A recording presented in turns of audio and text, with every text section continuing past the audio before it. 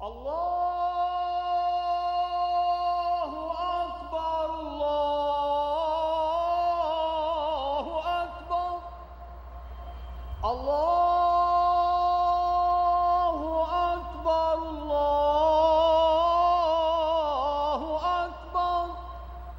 Cairo, a muezzin calls faithful Muslims to prayer.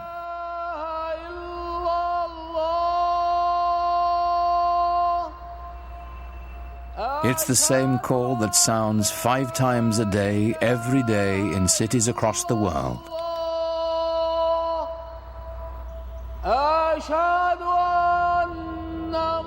Nearly a quarter of the people on earth respond to it, bound together by the enduring spirit of Islam.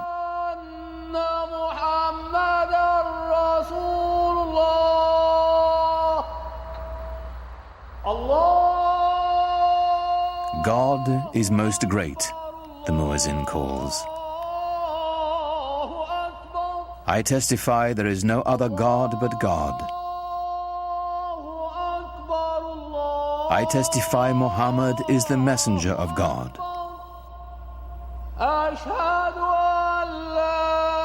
Come and pray.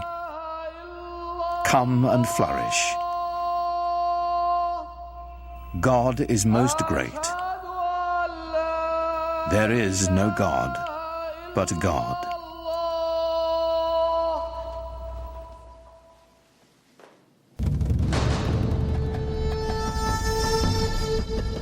In the unfolding of history, Islamic civilization has been one of humanity's grandest achievements.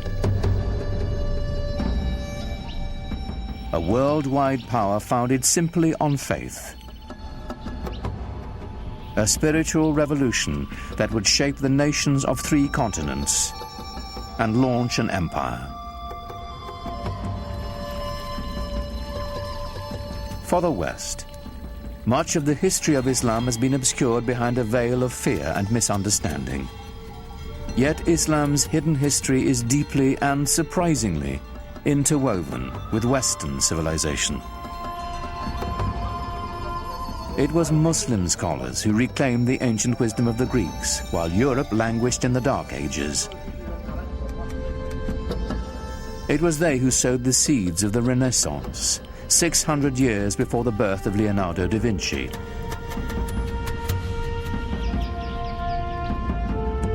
From the way we heal the sick to the numerals we use for counting, cultures across the globe have been shaped by Islamic civilization.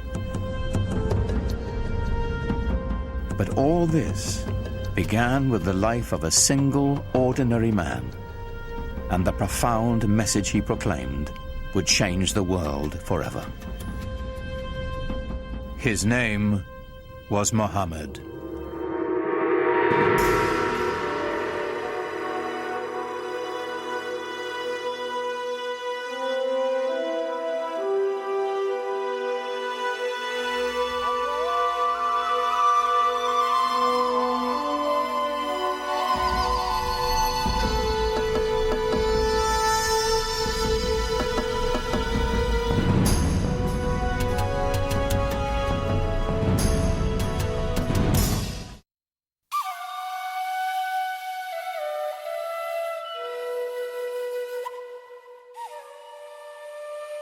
To Muslims, the life of Muhammad is a story revered.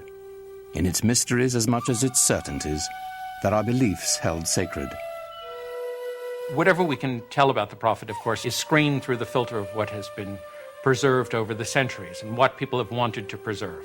And it's very difficult to pull out from all of these different sources that are very adoring and the ordinary human being that the person that he was.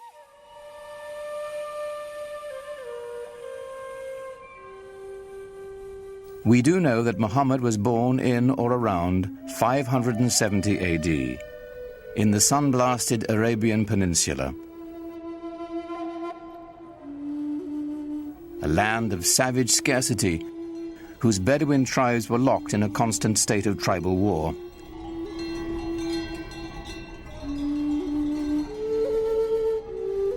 While still an infant, Muhammad's parents gave him his first taste of life in the desert. Muhammad was from a town, Mecca, but he was sent off to live with the Bedouin because the people, even in the town of Mecca, felt that the Bedouin were the holders of the deeper cultural Arab values. And the Bedouin view the townspeople as having lost their really authentic roots in Arab culture and the poetry and animal husbandry and all the things that they do so well. By the time Muhammad was 6, both of his parents had died, and he was taken under the protection of his uncle, chief of his clan. Being an outsider gave him a singular perspective. He'd been orphaned early and developed very early on a passionate sense of concern for those who are left out of society. To be orphaned in a tribal society where clan and family relationships are your keys to everything, success, status, honor, dignity, is to face what it really feels like to be marginalized. And that obviously had a very deep impression on him as a young man. In some ways, it was detrimental, of course, to grow up without parents, but in other ways, he was so adaptable.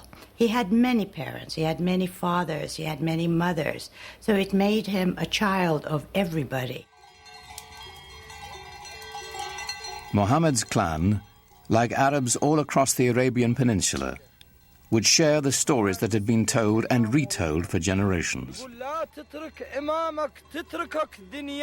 Pre-Islamic Arabian civilization was largely an oral culture, and there was tremendous respect for and admiration for people who could express themselves orally, and especially those who could recite poetry almost at the drop of a hat.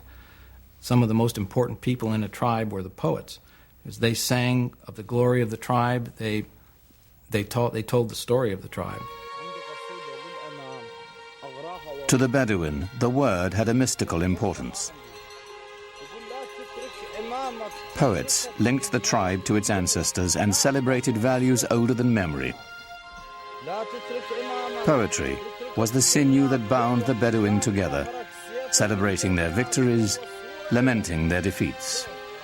The poems themselves, like the poems of Homer, both celebrate this great heroic ethos and yet intimate in the deepest way the tragedy that this ethos of constant tribal warfare brings to people. Warfare and conflict were the grim realities of a dangerous time. Muhammad's uncle taught him the skills he'd need to survive in a world where even a prophet would wield a bow and arrow.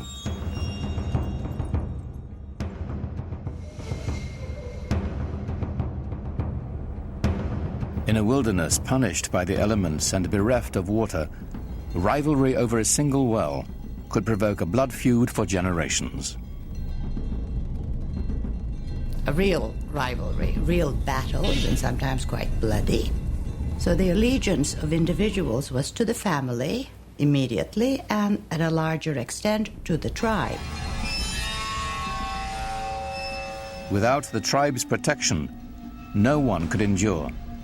Scattered across the peninsula were countless factions, all embroiled in bitter struggles, each defending its precious grazing lands, trade routes, and most importantly, its wells. Well, you have to understand, and most of the lands are dry. And so water is something that's everyone always considers precious.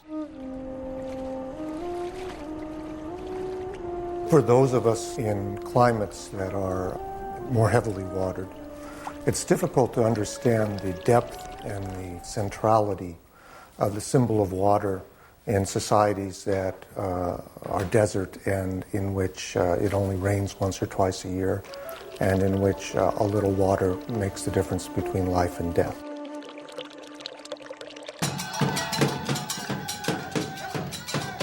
Each clan had its own separate gods and totems, to water and wind, fire and night. They were kept in the caravan town of Mecca, in a shrine of wood, stone, and cloth. It was called the Kaaba, the Arabic word for cube.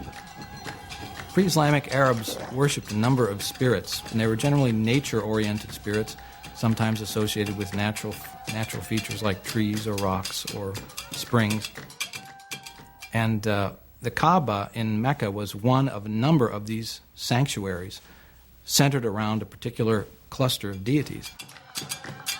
It was said the Hebrew patriarch Abraham himself built the Kaaba centuries before, and that a sacred black stone it held within had fallen from the sky. In these turbulent times, the Kaaba provided a rare place of peace. Only here would the Bedouins submit to a temporary truce before returning to their conflicts of the open sands. There was this one place in the middle, around the Kaaba, which was, from even pre-Islamic times, was a place of a sacred enclosure where all people had to put down their arms. And this, of course, facilitated trading because it meant that you couldn't carry on your feuds when you were doing your buying and selling. The spiritual and economic importance of the Kaaba in Mecca are pretty hard to separate as far as the pre-Islamic Arabs are concerned. The Kaaba made Mecca a vibrant center for trade. Here were found Arabian incense, exotic perfumes and Indian spices, Chinese silks and Egyptian linens. But perhaps the greatest treasure to be found at Mecca was the rich mixture of cultures. There were people who came through town who had all kinds of interesting experiences to relate to faraway places. The local religion was mixed. There were Christians, there were Jews, and there were also the Arabs of the desert who followed an animist type of religion. Muhammad's world was a center of trade, connecting the Mediterranean Sea to the Indian Ocean, linking the aging empires of Byzantium and Persia to the great bazaars of India and China.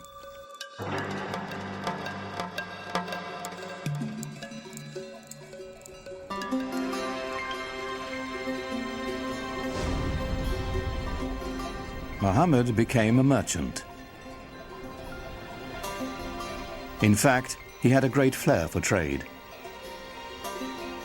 At the age of 25, while leading a caravan northward to Syria, his talents caught the eye of the shipment's owner, a wealthy widow named Khadija. She was so taken with Muhammad, she proposed marriage. Khadija. Well, I think she was a mentor as well as a wife, a very strong lady who had her own business, and Muhammad was helping her out. So it was a wonderful partnership, and I'm sure he learned a lot from her.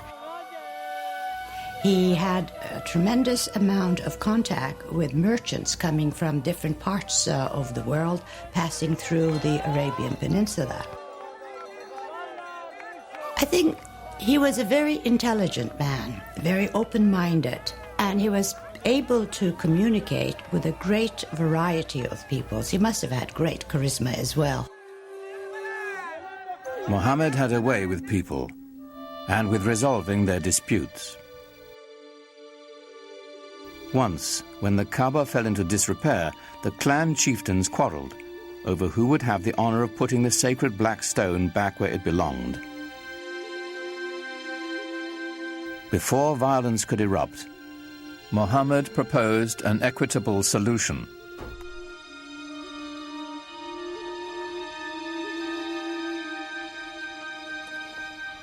United in the effort, the four leaders shared the weight and the honor. In gratitude, they invited Muhammad himself to replace the sacred stone. He became known as Al-Amin, the trusted one. There are all kinds of indications that he was tremendously interested in religious questions. This is obviously not something that an ordinary person probably was interested in those days. He talked to sages, Arab sages. He talked to Jewish and Christian sages who lived in the area. He used to go up into the rock hills around Mecca and meditate, think about things. And at some point had this extraordinary vision, which is spoken about very evocatively and elusively.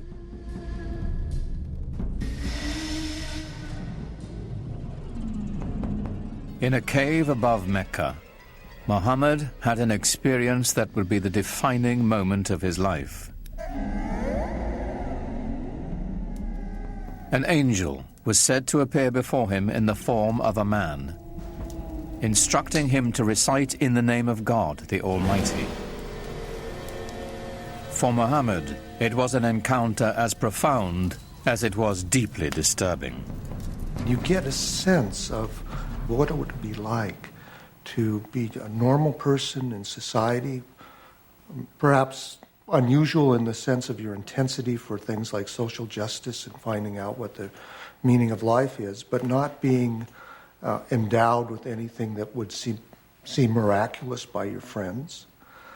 And all of a sudden having this voice come to you and then come out of you as you speak it and recite it to other people. And that is the beginning of the prophetic career of Muhammad.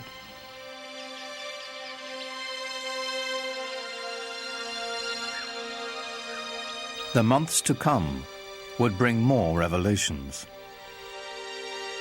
Powerful words of a lyrical quality, more beautiful than the most exquisite Arabic poetry. Above all, Muhammad was to bear one message to his people, a simple yet radical proclamation, that there is only one God. The central tenet of Islam is the oneness, the indivisible unity of God. Not something that is simply that one pays lip service to, but something that is absolutely the most important concept. Divine unity is more than saying there's only one God and there aren't other deities. It's only thinking about one thing.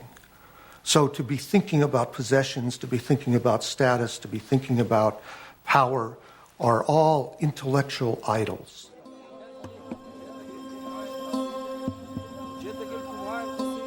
The implications were staggering.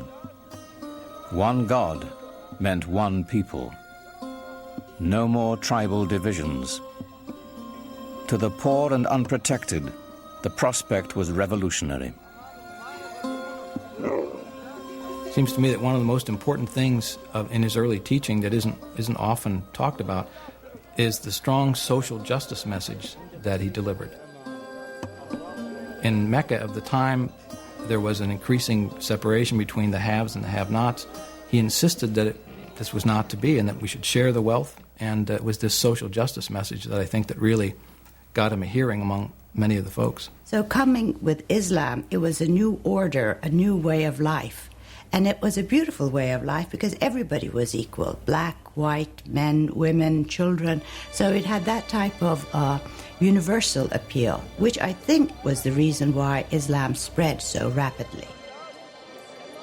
Many were moved by Muhammad's message as he began to speak out in the community. It had the suppleness and symbolic depth of the great pre-Islamic poems that had been created by this people and that had given this people in Arabia such an extraordinary ear for verbal expression, where verbal expression was the commanding cultural force. Some people called him a poet, and there's a Quranic surah basically saying, Muhammad is not a poet. Poets speak through desire. This is not the voice of desire, this is the voice of God. Muhammad's following began to grow. They called themselves Muslims, for those who surrender to God. They set out to preserve the message Muhammad had brought. This was the beginning of the Quran. The Quran was revealed orally, but very soon people realized that it had to be written down in order to make sure that it wasn't corrupted and that the original message was maintained. And from a very early date, and it's very unclear when that date was, because no early manuscripts of the Quran survive, people began copying it down. The Quran is a revelation of spiritual teaching, of both ethical and social guidance. It was revealed and remains in Arabic. And what's so extraordinary about the Quran is its naturalness, so that it can say the most powerful cosmic things with a sense of intimacy, so that power and tenderness come together constantly in the Quranic language. With words alone, the Quran delivers its vision to the faithful. Its imagery conjures a picture of the afterlife that resonates with all the power of traditional Bedouin poetry. Imagine yourself in the desert, surrounded by dust, by the glare of the sun. You wear cloaks to cover your body because the wind will just sear your skin right off your face. And you walk into an oasis. The temperature drops dramatically. There's a quiet there. The wind is no longer howling. Everywhere you look, you see green and color. The world of water and paradise are symbolically tied to one another. And the Quran can conjure that up with just a few briefly chosen words.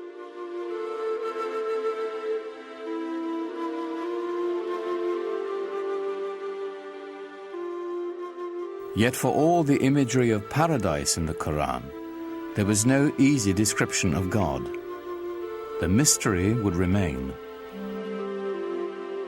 It's very difficult to talk about God without reifying God. Reifying to make God into a thing, or anthropomorphizing God, to make God into a projection of our own human self. And that's why Muslims don't like sculpture, for example, traditionally, because they believe that there's that danger.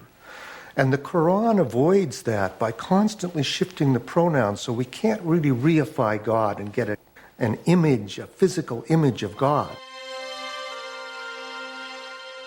Rather than a physical image of God or of Muhammad, it is the beauty of the Quran itself that is celebrated in Islam.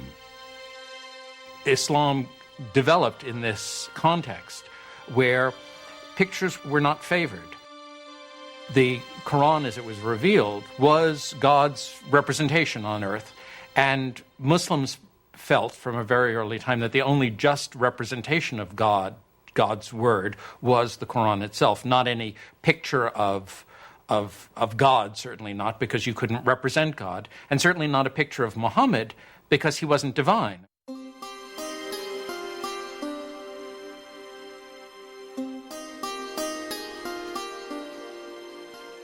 At certain times and places, people did make images of the Prophet Muhammad, but these are not religious images. These are not images meant to be worshipped. They're not images of a saint or of God.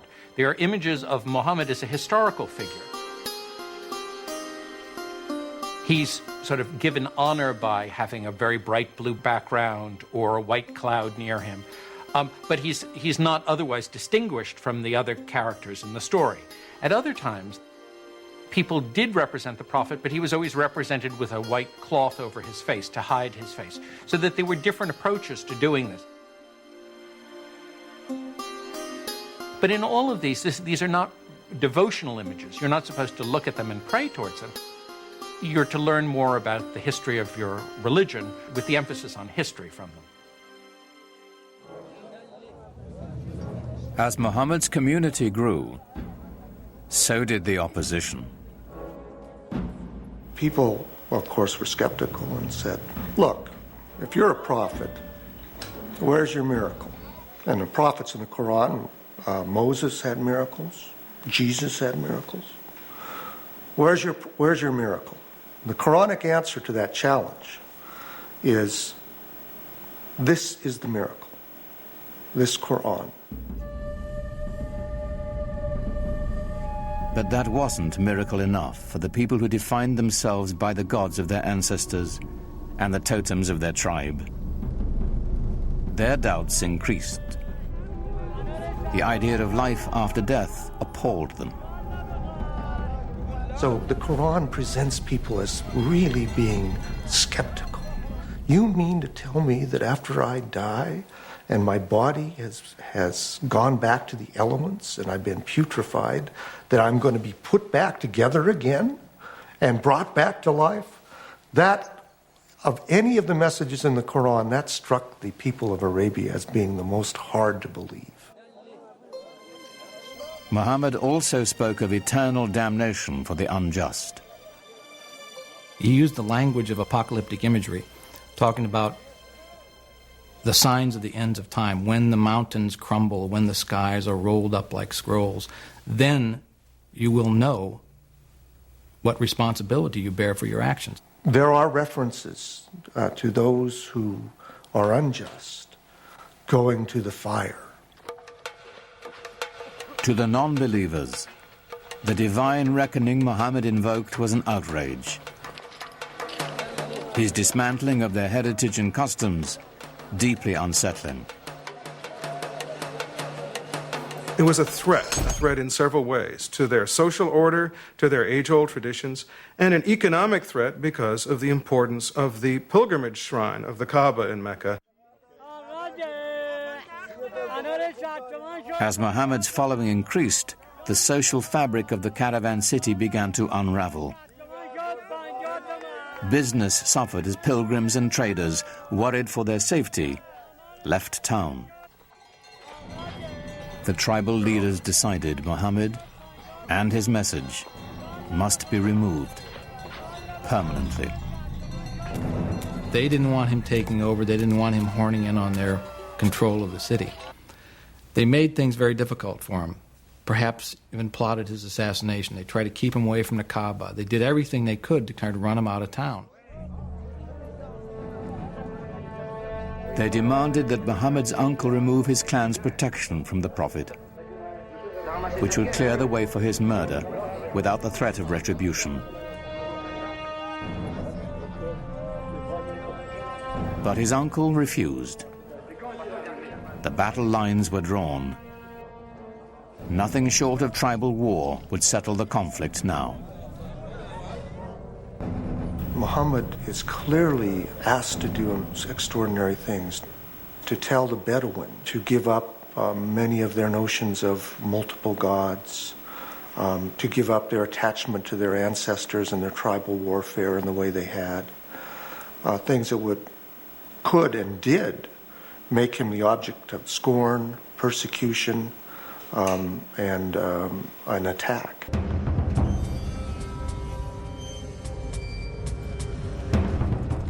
Muhammad's followers were forced from the marketplace and starved. Those without clan protection were tortured and killed.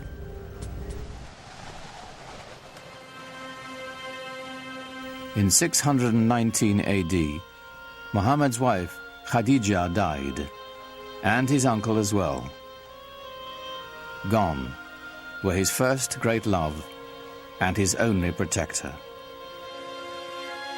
Here at last was the opportunity his enemies had been waiting for.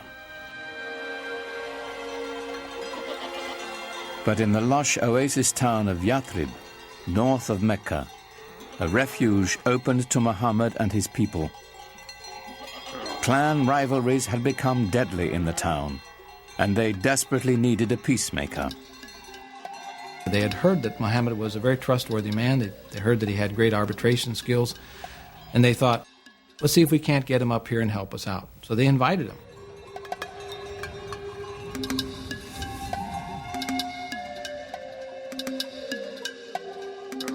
Muhammad agreed to travel to Yathrib and settle their disputes in exchange for a safe refuge for his people.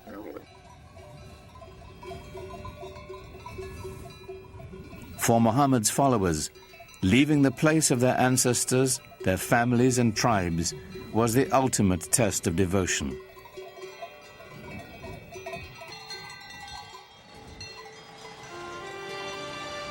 In doing so, they began a new community, a new tribe. For the first time, they were bound together not by blood, but by faith.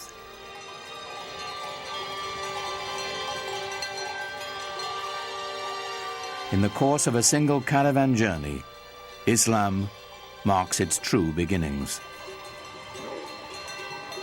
Their journey is known as the Hijrah. 622 in the Christian calendar marks the Muslim year 1.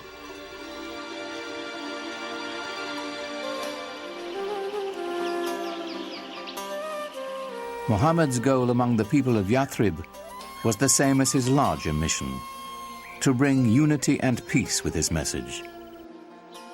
He was asked to be a Solomonic figure, to mediate tensions between tribes that seemed intractable. As his work succeeded, the town would become known as the City of the Prophet, Medina. Muhammad's great task in Medina was to try and bring together these various groups and to try and forge a community of believers in a way that would bring people together in a sort of harmony.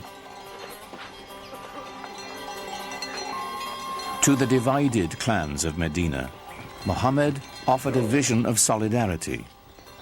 But even as he spread the word of Islam, he didn't challenge the beliefs of other faiths. Islam sees itself in relationship to the earlier revealed religions of Judaism and Christianity and treats them as people of the book. It believes that God had revealed himself, his word, to mankind many times, to Moses, to Jesus, for example, but each time people went astray. Throughout the Quran, we have a sense of the humanity of Muhammad, his humbleness as a person, and the extraordinary challenge of the mission he was given by this divine revelation.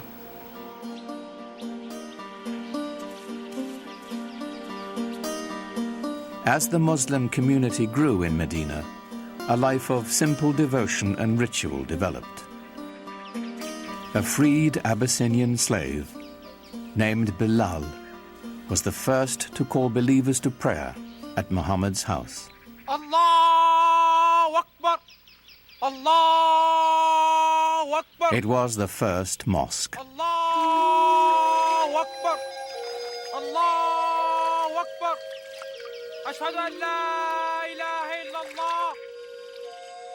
The call to prayer has within it the first Islamic pillar, which is the affirmation of God's unity.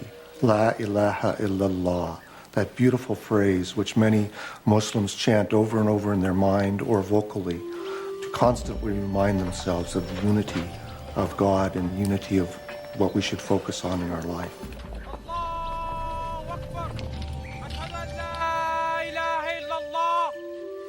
أشهد أن لا إله إلا الله أشهد أن محمدا رسول الله.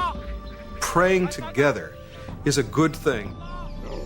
It cements the idea of belonging to a movement, to a religion, to an organization, to a community. The result is something very, very powerful, even to watch, even for a non-believer or someone from another religion. We carry out physical gestures of prayer in worship that unify our body and our mind and our soul, all at the same moment of bowing and touching our head to the ground toward that exact center. What could be a more powerful symbol of unity? It's said that while he was in Medina, Muhammad received a revelation instructing those in prayer to face in the direction of the Kaaba in Mecca. Though filled with pagan idols, it was still the shrine of Abraham, the first believer in the one true God.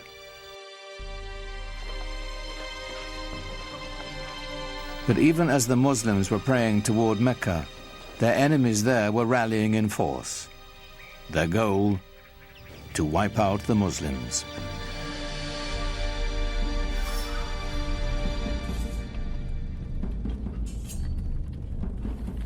Muhammad's people began to gather arms.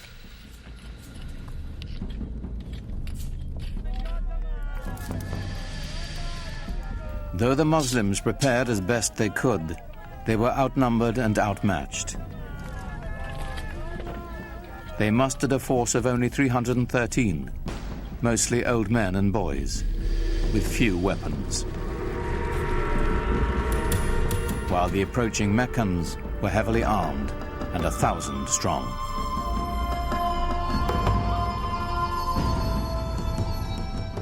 For years, Muhammad had tried to bring Islam to the people of Mecca peacefully. Now it was time to fight.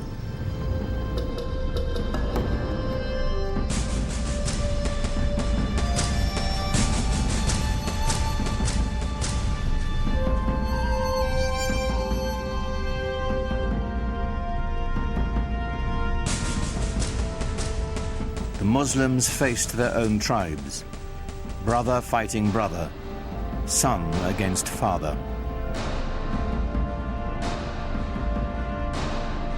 Yet they came armed with a powerful weapon, a passionate belief in their faith. Muhammad's troops fought with every confidence that God's will was guiding them.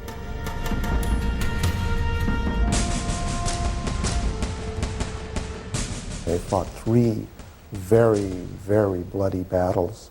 At one point, the entire young Muslim community was right on the edge of annihilation.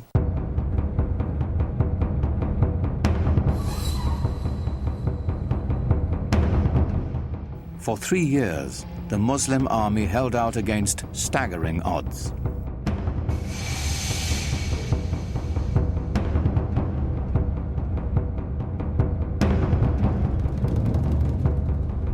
As word of the fighting spread, other Bedouin tribes saw God's hand in Muhammad's victories.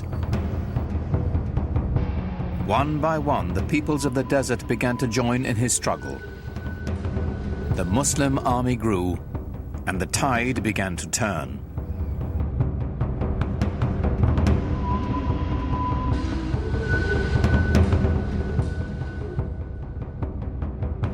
The Muslim forces advanced to the outskirts of Mecca. It was a furious siege that lasted for nearly a month. Until, finally, the city fell to Muhammad.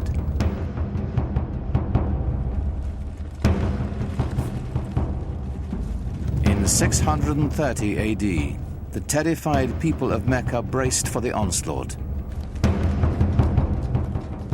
Muhammad's army was returning home, now 10,000 strong.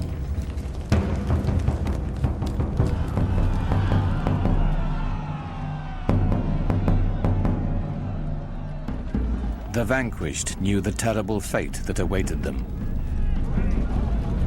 According to the modes of tribal warfare, the Meccans could expect a big revenge. The men are usually killed, women and children are sold into slavery. There's little pity for the loser in a tribal war. Of course, that's standard around the world.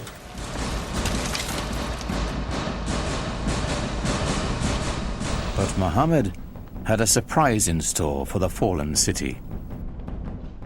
When Muhammad came into Mecca, and not only did not carry out a bloody revenge, but actually embraced the very Meccans who had fought him for 3 years and attempted to annihilate him, it was very shocking to the people in his milieu. So within the very founding of a religion, one finds episodes of great generosity, often extraordinary acts of of kindness and mercy. But not all of Mecca escaped Muhammad's wrath. Flush with victory, his troops marched straight to the Kaaba. 7 times they circled the shrine, as those who had come to seek its protection appealed to their idols. But it was not the pagan people Muhammad had come to destroy.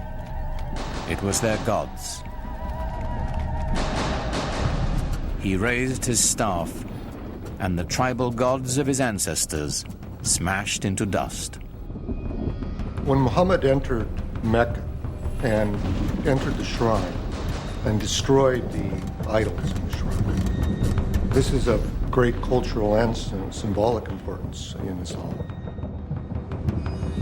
By breaking the idols, he was breaking apart the tribal system in which each tribe really had its own independent deity.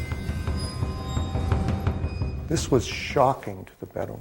This was saying the gods of our fathers are being destroyed. In some sense, you're saying that our fathers themselves were deluded. How can you say this in a tradition in which relationships to one's father and tribe were primary? So this act of iconoclasm then is seen as an act of prophetic violence that has just as much importance in Islamic tradition as Moses' breaking of the tablets when he saw the idolatry at Mount Sinai, or Jesus' casting the money sellers out of the temple.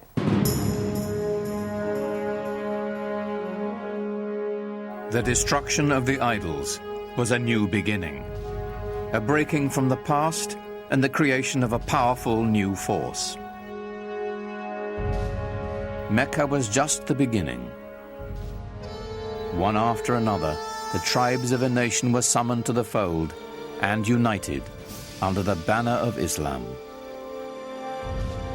A worldwide community of faith was begun, born in an extraordinary alignment of history, personality, and conviction.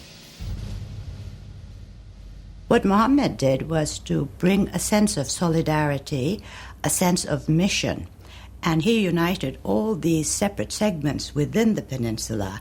From then on, moved eastward, westward, northward, southward.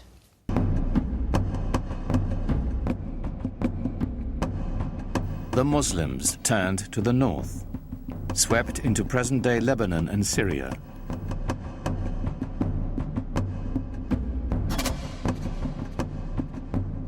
They continued west into Egypt and quickly across North Africa, fortifying the coastline of the Mediterranean. Only the seas stopped them. Its growth was so explosive from 622, the year 1 of the Islamic calendar. Within 50 years, people whose father had been camel herders were now governing one of the major empires in world history. Within 200 years, it extended from Spain to China. The Muslims absorbed the Sasanian Empire of Iran and 2/3 of the Christian Byzantine Empire. By now, the empire was larger than Rome. It stretched from Morocco in the west to the Indus River in the east, where the border of India is today.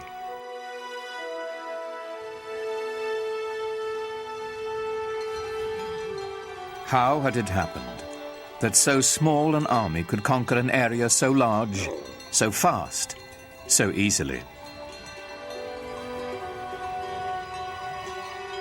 Islam's success in expanding into the central Middle East and across North Africa was due in large part because people were fed up with previous regimes. So the idea that Muslims were going across the world saying convert or die is really not accurate, not at all. That it didn't have a heavy hand. They didn't rule with a heavy hand. They allowed the conquered peoples to maintain their their administrative structures. They allowed the Christians and the Jews to maintain their religious law and to be governed by them. And so, in many cases, conquered peoples did not feel the presence of the new regime very heavily.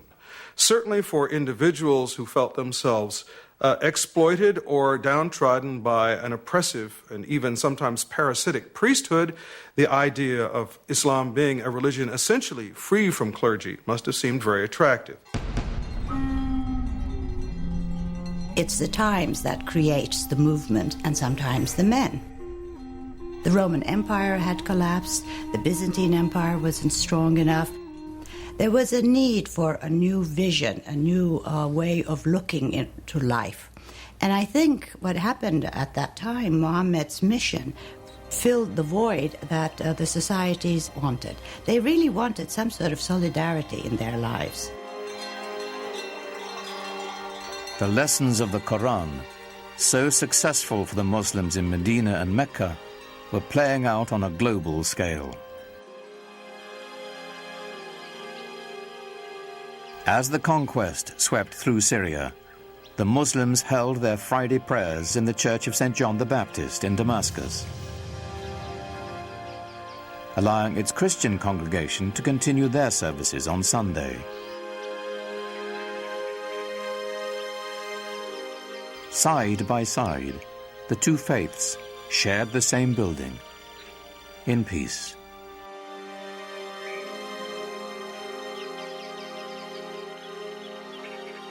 As the Muslim community grew, they bought the old church from the Christian congregation and built a huge mosque on the site.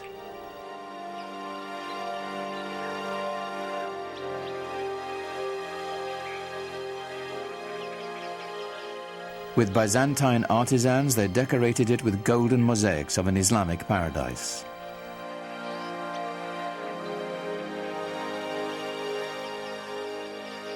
The Great Mosque of Damascus would become a model for new mosques to come, all across the empire.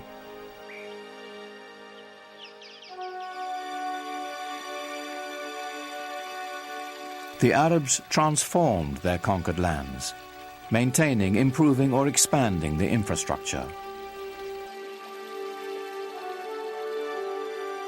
In Tunisia, building on Roman ruins, they devised an ingenious system of water purification, using gravity to separate fresh water from sediments. Part of this system were these two enormous basins that they built outside the city walls. The clean fresh water would flow over into the larger basin, where it would then be distributed by pipes to the city. This is, hundreds of years before anyone in Europe ever thought of having running water.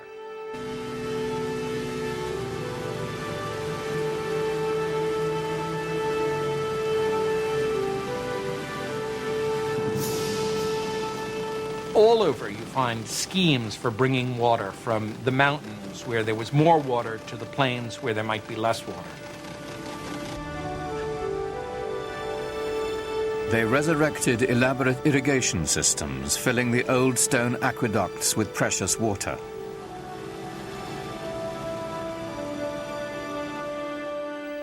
Agriculture flourished as life-giving staples like wheat were introduced to the Mediterranean region.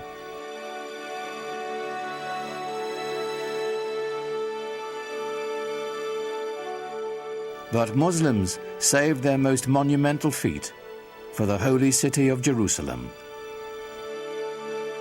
Islam's first great work of art is the Dome of the Rock. It was built in a city that was holy to Christians and Jews, and it's spectacular. Like Mecca and the Kaaba, the significance of this holy site goes back to Abraham, for the rock within is said to be the place he nearly sacrificed his son. It was built to rival the nearby Church of the Holy Sepulchre, where Jesus was said to have been buried. What's extraordinary about the Dome of the Rock is how perfect it is. People revered this site as some place that was holy to Abraham and to Isaac. Imagine, if you will, these new guys coming in and taking over this piece of prime real estate and building a new building for a new religion that sits on top of a mountain and sparkles and glitters in the sunlight for everyone to see. This is not something that a fly-by-night. This is something big and important. Islam has come to stay. In just 100 years, Muhammad's vision had transformed the spiritual and political map of the world, and his followers had established an empire larger than Rome. But Muhammad never lived to see it. In the 11th year of the Islamic calendar, 632 AD, only 2 years after the taking of Mecca, Muhammad died.